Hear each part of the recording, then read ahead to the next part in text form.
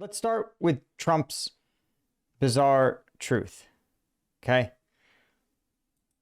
One, he has a bunch of random shit like Meridian Hill Park.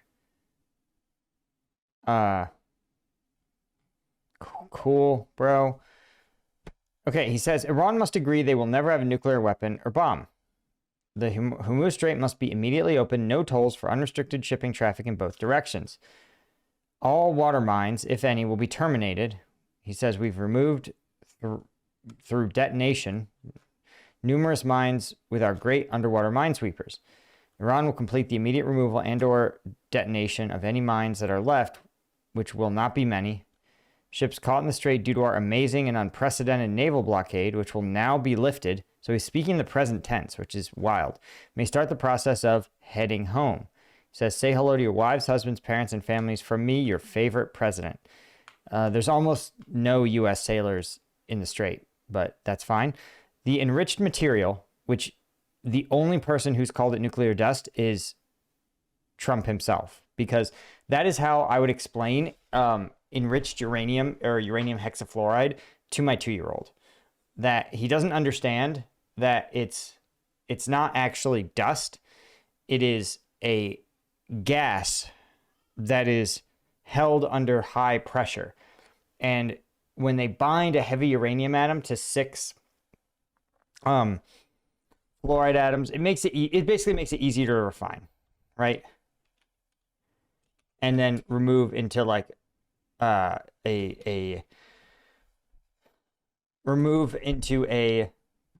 we go. It's a feed material for uranium enrichment for nuclear power plants and weapons. Widely used because fluorine has only one naturally occurring isotope, and U6 conveniently transitions to a gas at uranium hexafluoride transitions to a gas at relatively low temperatures. So by having 1 atom of uranium bound to 6 atoms of fluorine, it is a white crystalline solid at room temperature, becomes a gas at just 133 Fahrenheit at normal atmospheric pressure, allowing it to be easily processed. All right, mined uranium, yellowcake, first converted to uranium hexafluoride at a gas conversion plant. Uranium hexafluoride pumped into enrichment cascades. These are centrifuges. Because fluorine has no varying isotopes, any mass differences in the gas are due solely to the uranium itself. This allows the separation of the lighter fissile uranium-235 from the heavier isotope uranium-238. Once enriched uranium hexafluoride gas is converted back into solid uranium oxide, it's processed into ceramic fuel pellets and can be used in weapons or fuel. So it is not dust. It is a gas. The fact that the sitting president of the United States cannot understand that matter has 3 forms, solid, liquid, gas. I know you're going to be at me in the chat. I see you chat and being like, Einstein, Bosium, plasma, what happens if it, So no, sorry. It just bothers me. I understand, on the other hand, I'm like, I acknowledge that President Trump's willingness to speak to the average American who reads at about a 4th grade reading level is willing to speak at that 4th grade reading level. But again, it's not dust. Someone compared it to dust because they described how it gets in the air. He says it's buried deep underground with virtually collapsed mountains, caused by our powerful B-2 bomber attack 11 months ago. So sitting on top of it, and then he says it's going to be unearthed by the United States in close coordination, conjunction with Iran, plus the IAEA, and then destroyed. No money will be exchanged until further notice. Other items of far less importance have been agreed to. I will be meeting now in the situation room to make final determination. Thank you for your attention to this matter. And that was about 6 hours ago. Then he doesn't tell us his decision. He just retweets a bunch of shit, endorses some people. Like, my brother in Christ, what are you doing, dude? And that's a retruth, by the way. Like, and he's tweeting about parks and shit, like Meridian Hill Park. Like, okay, the fountain works in Meridian Hill Park. All right, dog. Like, I thought this was a war. I also love how he retweets 800-year-old Newt Gingrich, who's like, after spending like reviewing the Iran war, guys, Newt Gingrich spent a week digging into this. He says, I'm now convinced President Trump is on the edge of a historic victory. Right? From the standpoint of not of American unilateralism, but the standpoint of a leader of a remarkable historic coalition. Historic in the sense that it consists of the United States and Israel. The largest coalition ever put together in the modern Middle East. This is absolutely false. Wow, holy shit. George H.W. Bush had the largest... Here, let me show you guys. Right? This is what the largest coalition in the Middle East. I literally, that is so wrong. I think it's a fake account. Okay, look, Gulf War, Iraq versus United States, United Kingdom, France, Saudi Arabia, Egypt, Kuwait, and another UN coalition. Okay.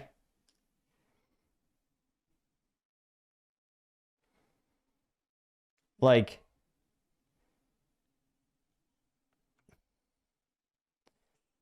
and I want to contrast this with the Iran War Wiki. All right, let me show you guys the belligerents here. This stunning coalition: United States, Israel, Saudi Arabia, UAE, and Kuwait. Great.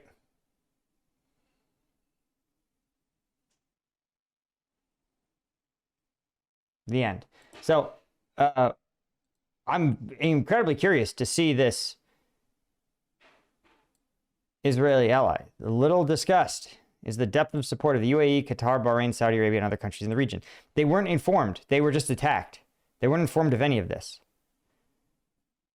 That's right. It does not have a single ally willing to challenge the American naval blockade. This is, I mean, I guess directly, sure. Our European allies are lining up to help with the Persian Gulf. Yo, holy shit. This has got to be fake. This has got to be fake. Or maybe Newt Gingrich has dementia, which I would drudge him less because he's 800 years old. Winning the Battle of the Persian Gulf and Strait of Hormuz. It's funny. Using the shocking and shattering level of force Nixon and Kissinger used against Hanoi and Hapam in Christmas 72. But he literally cites a use of force that was ineffective. The North Vietnamese won and did not release American POWs.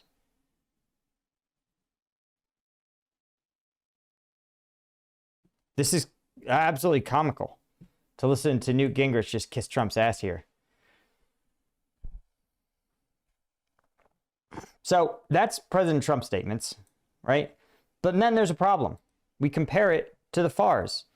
The Iranian official state news agency says, quote, "We reject Trump's statements regarding a possible agreement with Iran. They are a mixture of truth and falsehood." The FARS also said Iran confirmed it will reopen the Strait of Hormuz after the U.S. lifts its blockade according to pre-agreed arrangements. FARS also said, quote, "Trump's statements are an attempt to portray a false victory." Right? And then Iranian sources, the Memorandum of Understanding stipulates a complete ceasefire in Lebanon. And then the New York Times is reporting that Trump's meeting in the Situation Room lasted 2 hours and he did not reach a decision with Iran. And then CNN is saying that Trump will not approve a Memorandum of Understanding unless he's certain Khamenei has also agreed to it. But there's a huge problem, which is that the ceasefire in Lebanon has absolutely no indication that it's going to occur. Hezbollah literally has struck Israeli soldiers 2 hours ago. Israeli warplanes hit towers in southern Lebanon. This is like a full... This is a full war, dude.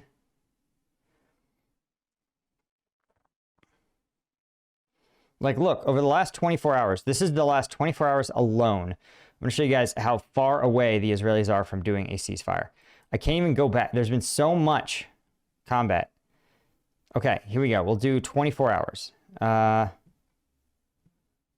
Wait, let's move forward in time here. Okay. It looks like they're up there. Their updates were like a day ago. Okay. So in the last 24 hours alone, this is how far away we are from a ceasefire in Lebanon. Israeli airstrikes hit the town of Nadaba and the towns of Kefir Rahman and Shokin in southern Lebanon. Israeli warplanes hit Zibin, Natabia, Al-Faqwa, and Kefir Rahman. 2 were dead in a raid on Tyre Deba in the Tyre district last night.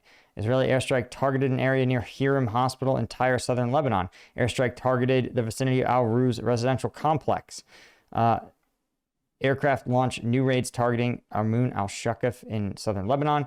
The UN says, we really, please stop. Please stop, guys. Wait, please, can someone stop?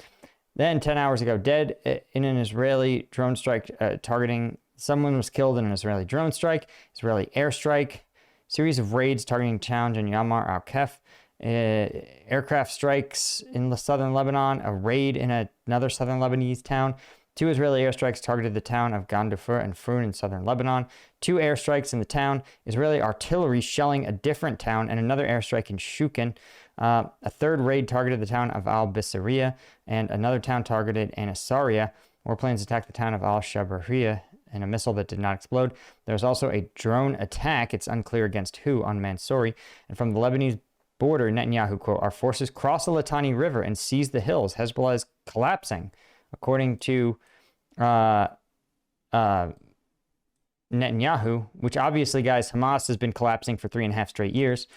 And Hezbollah was totally defeated in the pager attack and during the Gaza conflict and now. So I got to say, Hezbollah's ability to consistently be defeated, pushed to total collapse again and again is honestly pretty impressive. So I'm a little skeptical, right? Then he does another drone strike, more raids, a fire breaking out in an area targeted by an airstrike, another airstrike. By the way, guys, I want to point out the Litani River. 3 weeks ago, the Israelis briefed that the Litani River was a safe zone, that the Lebanese were supposed to flee their homes to the Litani River. More raids.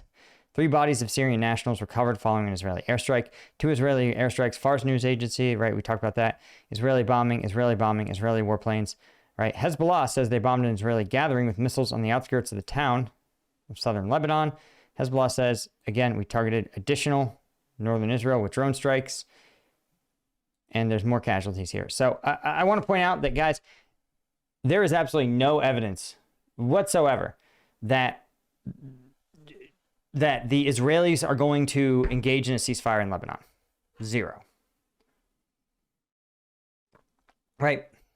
And again, Hezbollah also very active. They are less public with what they are doing, but we've seen the same drone compilations. These Hezbollah drones are really dealing significant blows to Israeli forces. So you're kind of left with this reality that if you need a ceasefire in southern Lebanon, you're not going to get it. Again, this whole dramatic, like, the final, everyone's waited on bated breath. What will Donald Trump decide to do?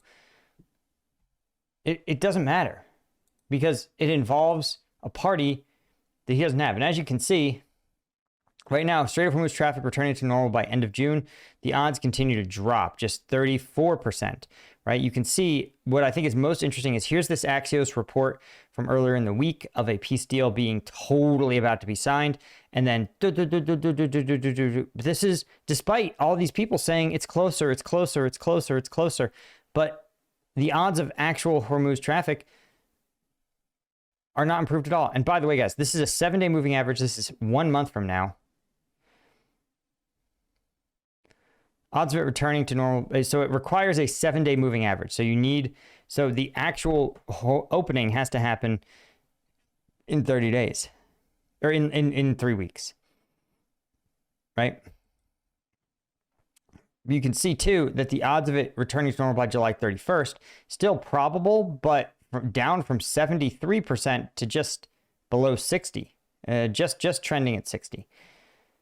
So again, I point this out because the market clearly thinks this is BS. And the only market, which I think is the most interesting part here, the only market that is consistently stating that this is super credible is the oil market. And that to me is the most interesting part. See, the more they leak these stories about a deal being super close, they've realized that the more the price of oil drops. And they know there's unacceptable terms. They know that the Israelis are not going to stop fighting in Lebanon and that the Iranians absolutely require that. And given the fact that Israel and AIPAC have shown that they can unseat one of the most popular congressmen, it sends a message to every other congressman that you will never, never exert leverage over Israel in any capacity as a superpower. You will send Israel money or you will lose your job. And the fact that Trump has realized that like Congress is going to keep supporting Israel no matter what they do, Israel has clearly indicated they are overwhelmingly going to continue their military operations, right? Despite the complete lack of evidence that they are damaging Hezbollah in any sustained way. And yet the oil market and the oil market alone trades this down like that this is the real deal. It's crazy. It's crazy, guys. And again, the oil market, you can't lie to it, right? Like,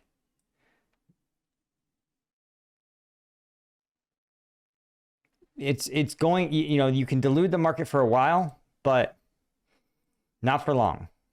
Not for long.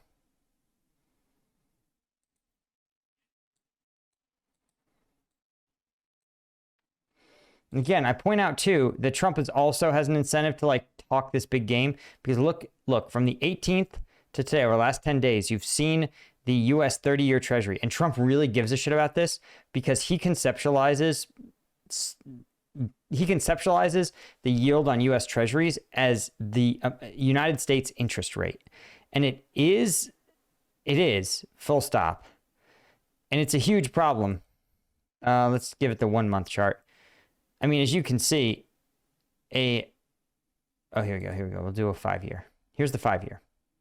And as you can see, interest rates have been on a steady climb for a while.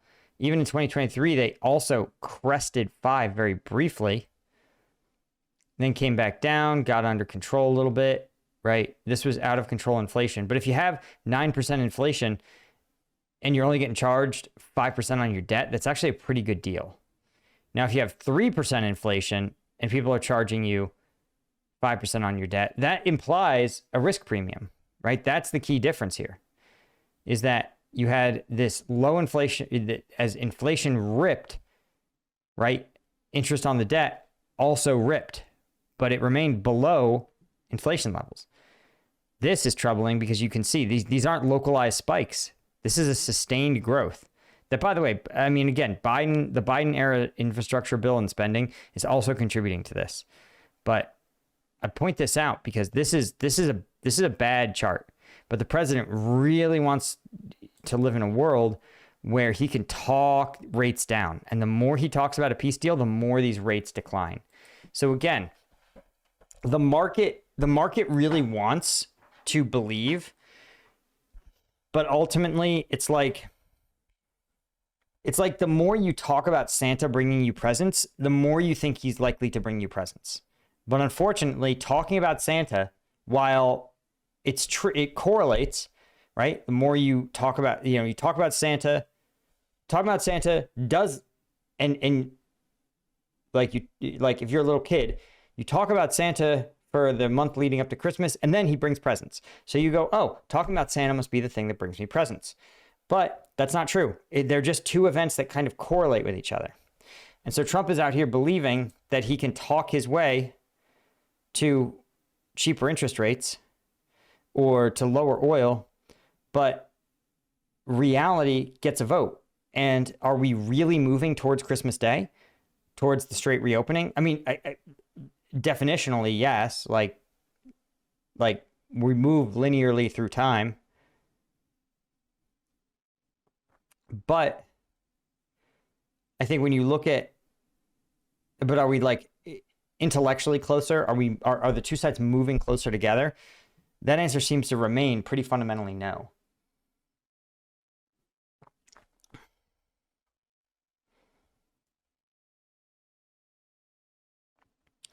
But the market, the more he does these things, the more the market treats them like real, and the more favorable it looks, the more likely he is to do it.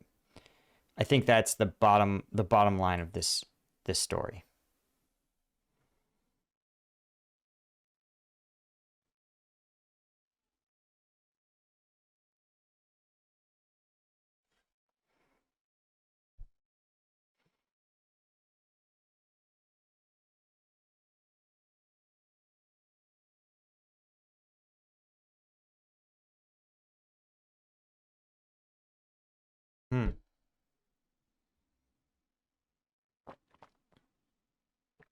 Ace Cams, thanks. I'm calling it right now. Trump will try to rig the elections in his favor come November.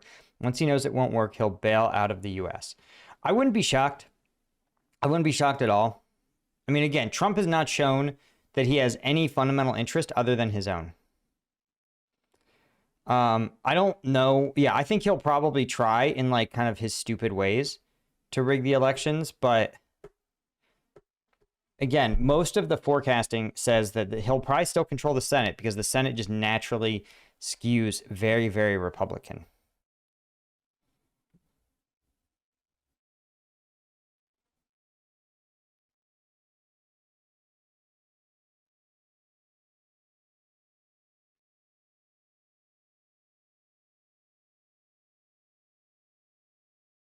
Mm-hmm.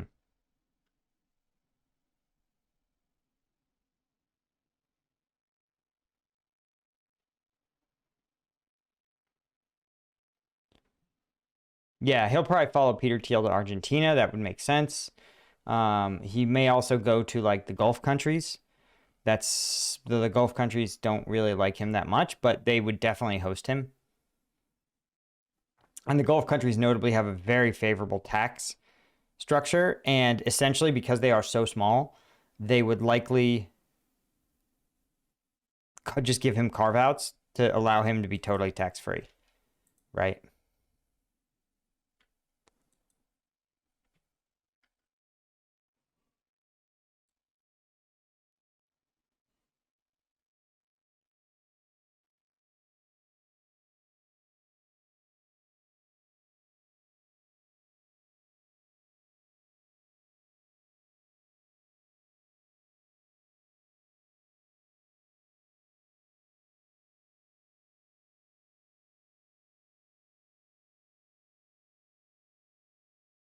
Hmm.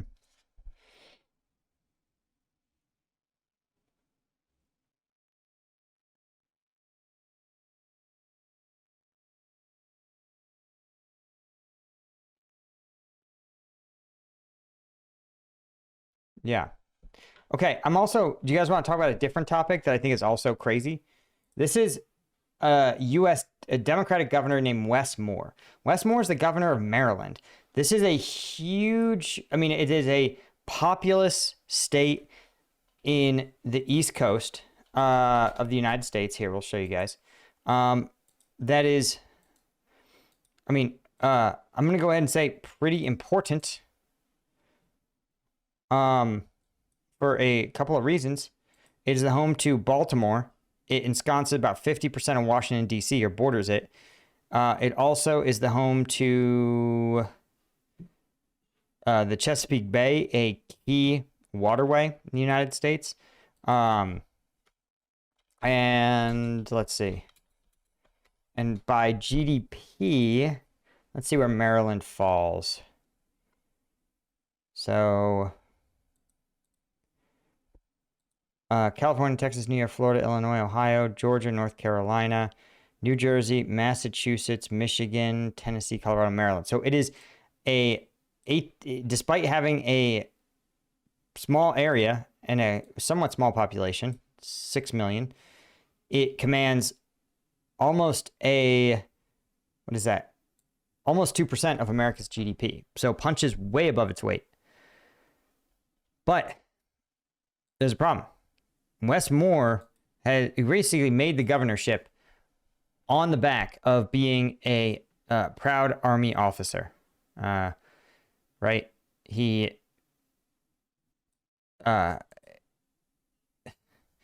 So, I mean, Wes Moore has just lied through his fucking teeth about his military stuff. I mean, he's got some doozies. Okay, so Moore, all right, so Wes Moore, let's see if we can find a Wikipedia entry that summarizes what he claims his military career was, because it is so hard to make sense of his statement. So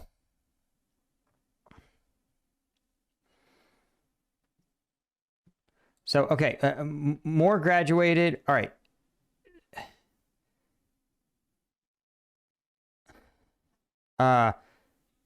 So Moore went to Valley Forge Military Academy, a military school.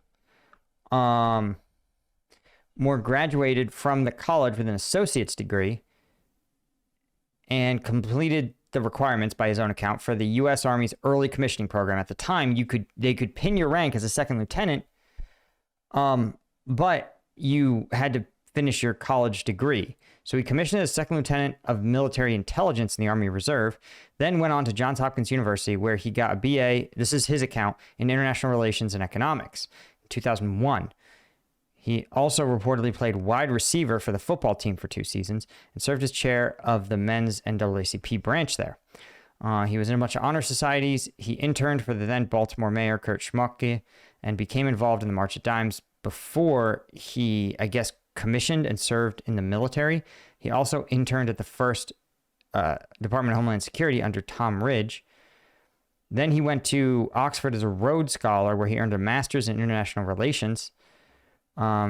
He then served in the 82nd Airborne and was deployed to Afghanistan in 2005 and 2006, where he made captain. Then he left the Army 8 years later. He also was named a White House Fellow under Condoleezza Rice, was a banker at Deutsche Bank in Manhattan, oof, and Citibank, yikes. And he, of course, made a 40 under 40 list, which, for those of you that don't know, it's a joke that everyone in the 40 under 40 or 30 under 30 is ends up being convicted of fraud. And he also, in 2010, founded a television production company to create content for networks like the Oprah Winfrey Network, PBS, HBO, and NBC.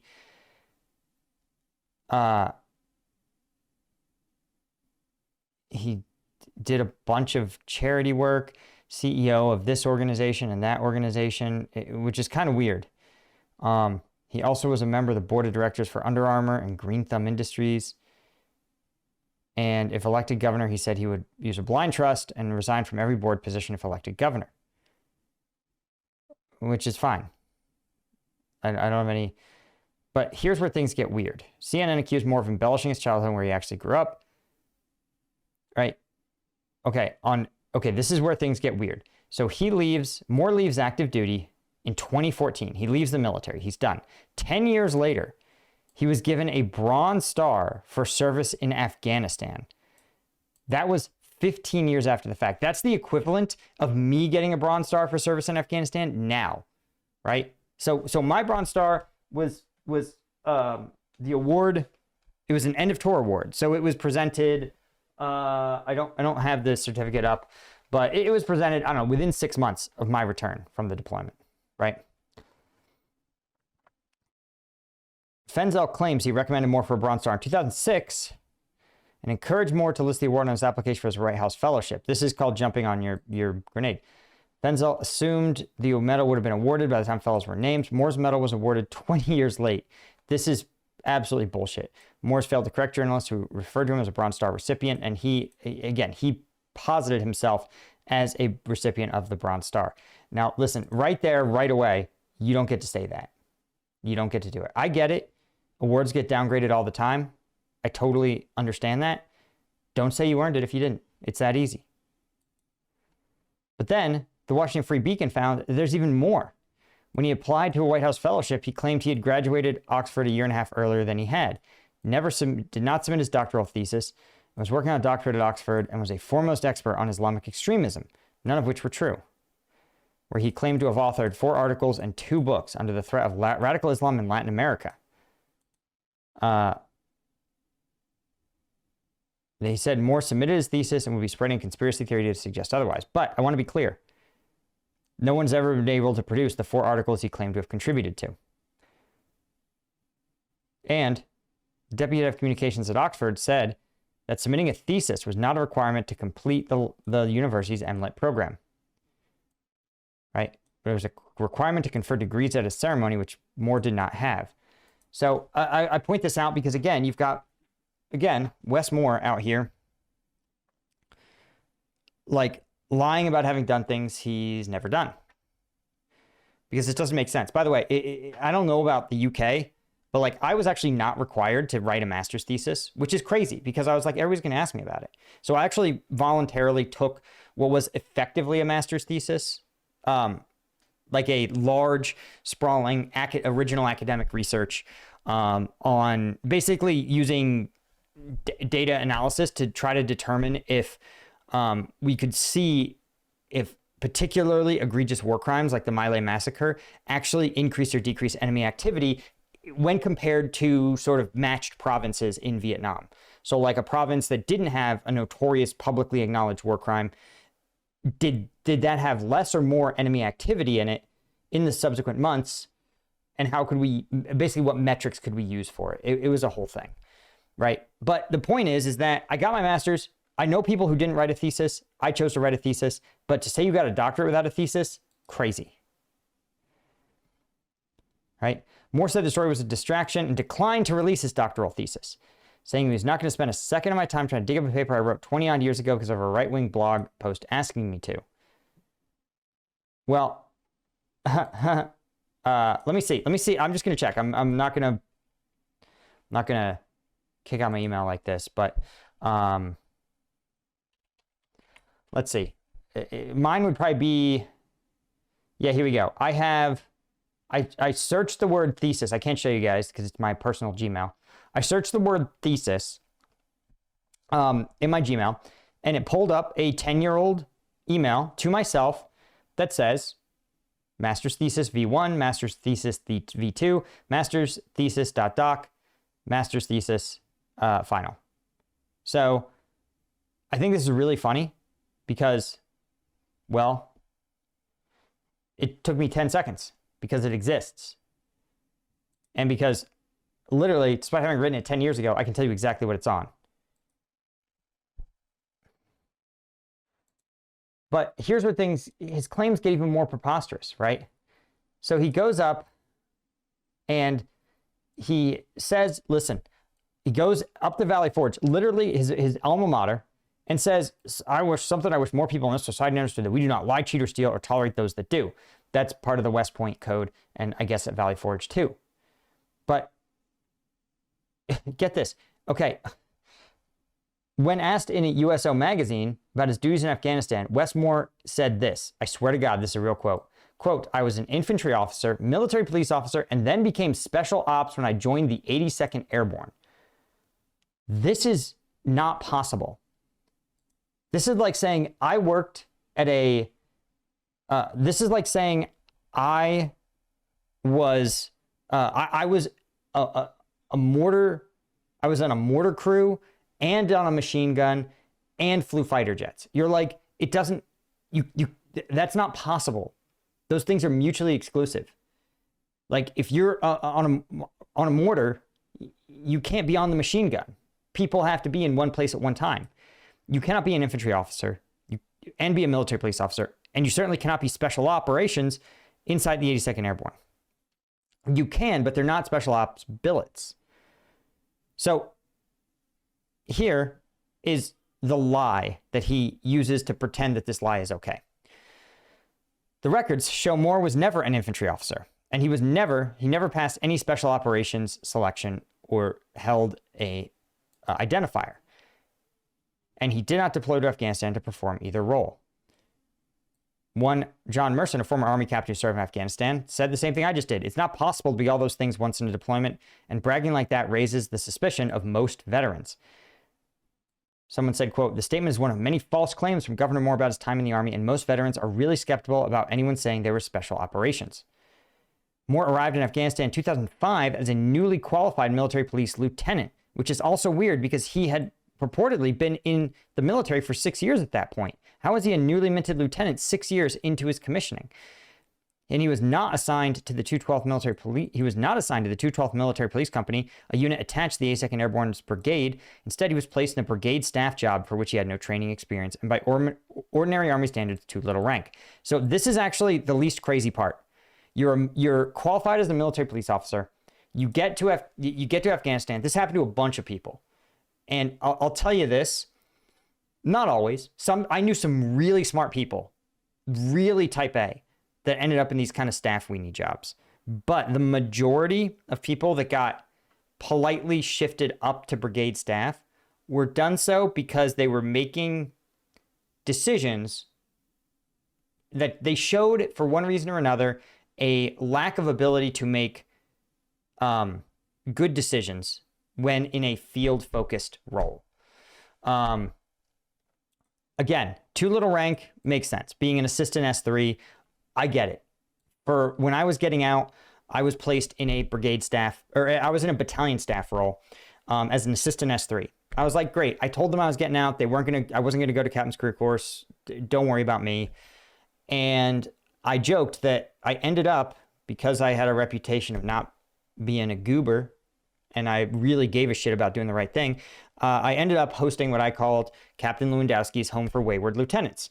And when lieutenants would screw up, for example, a female lieutenant who slept with an enlisted soldier while deployed, another lieutenant who got in trouble for, I swear to God, was facing legal trouble for bringing a live anaconda into his apartment complex in violation of this Kansas state law. Another lieutenant who was actually brilliant, but he was being med-boarded because an IED had like shattered his ankle in like 15 places, and he just couldn't work full time.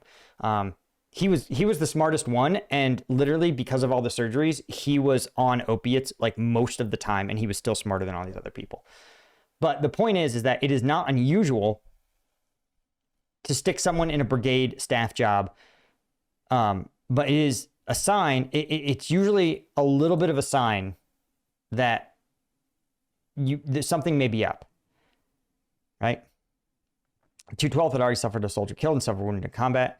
Despite military police being the only qualification Moore had, the brigade's deputy commander, Lieutenant Colonel Mike Fezzell, a personal friend of Moore's, assigned him to the headquarters staff as an information operations officer.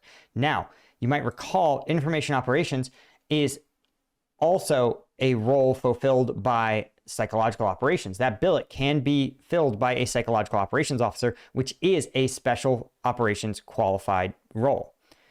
But I want to be clear. Being a psychological operations officer requires you to go through a selection. It's not SFAS, but it's a real selection that demands that you demonstrate the ability to read, write, think, and be tough. Right? It benefited Moore, keeping him further from direct danger than service with the MP company would have. Again, new lieutenant, the MP company may be like, we have our lieutenants. We like our lieutenants. Our lieutenants are good. And a lot of times that's true. Reserve lieutenants, reserve officers, some of them are like Wes Moore, like kind of goobers, but a lot of them are very, very skilled, right? All these retired officers were like, this is weird. Information operations, not an entry-level job for a newly qualified lieutenant. IO officers are planners who integrate cyber, electronic warfare, psychological operations, public affairs, civil affairs, and military deception into a unit's operations. But remember, the Taliban doesn't use computers. They didn't have jamming.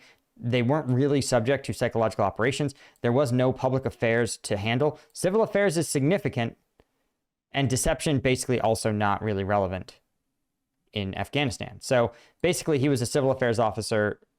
He was coordinating civil affairs stuff. Right.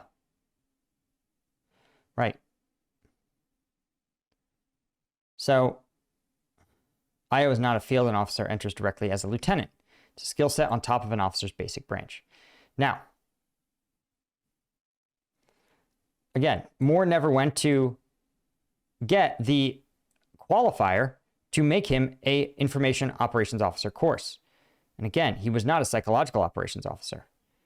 He arrived in Afghanistan fresh from his MP Bullock with no real experience in military policing, leading soldiers in his branch. Now, to be clear, I also deployed basically from my Bullock course to started my training cycle. We with my platoon, we did, I don't know, 90 days or whatever of pre-deployment training. And then I led soldiers in combat. And yeah, dude, that's normal. That's not weird. But the weird part is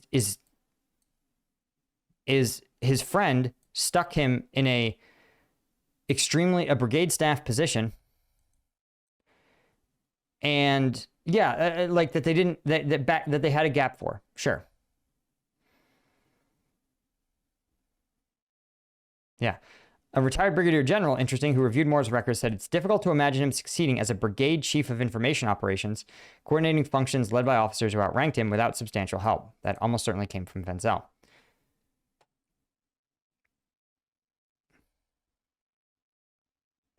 Now, again, newly qualified lieutenants should be assigned where troop leading and branch qualifying experience is available. That would be for Lieutenant Moore, platoon leadership.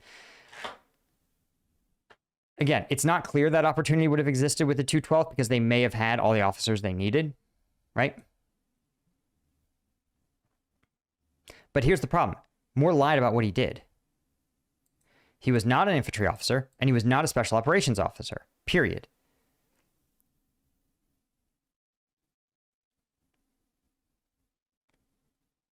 Fenzel said he will not discuss Moore's career without Moore's permission, and Moore has never approved it.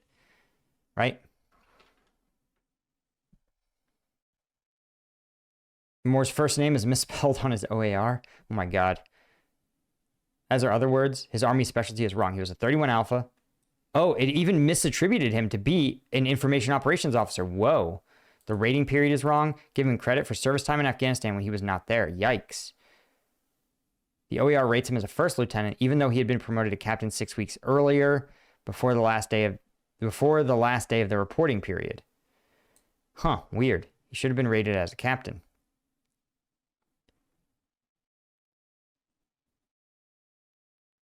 Moore's rater described as a top 1% officer. That's actually fine. The Army got rid of that, but yeah, mine says the same thing.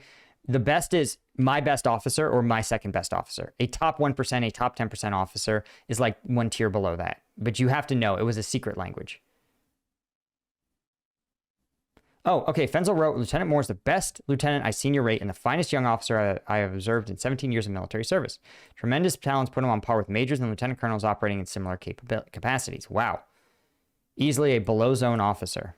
Promote ahead of peers. Again, it's troubling. Yeah. So again, it's clearly Fenzel is here gassing him up. That's not the end of the world. And listen, I want to be clear. If you deployed to Afghanistan and your role in the fight was a staff job and you did it to a high degree of proficiency, pat yourself on the back. You served your country. They asked for you. You went to war. You assumed risk. You ate in the shitty defact food. It was hot. It was boring. It was dumb. And what's wrong with that? What's wrong? There's nothing wrong with that. Moore said he'd been in Afghanistan about 13 months total. He said it was a hard year and a hard deployment. But in fact, the 1st Brigade 82nd, to which Moore was attached, deployed from April 05 to March 06, about 11-month deployment. That's just about right. And Moore was not in Afghanistan for much of that time. Moore's mobilization orders show his active duty time was 7 months, 15 days. So he did about 6 months in Afghanistan, from August to March 22nd. His official time in Afghanistan was 6 months and 27 days. Why? Like, my question is, why lie? That is a completely normal deployment. Marines deploy for 6 months at a time, all the time. Air Force deployments, the same thing. This is so bizarre.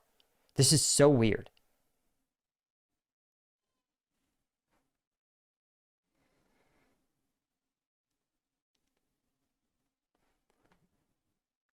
Like Moore's grandfather died. Yeah, he was granted emergency leave. Yeah, and went home for his funeral. Totally, dude. Totally, 100%. Had soldiers have that happen all the time. Why not just say it?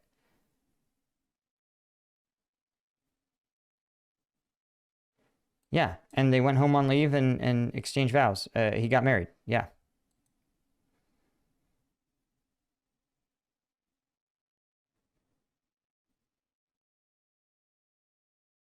Wait, okay. Yeah, but why lie and say it was a year when it was 7 months? yeah, they're like, oh, you took on. This is a little bit. Sometimes this gets a little bit hit piecey.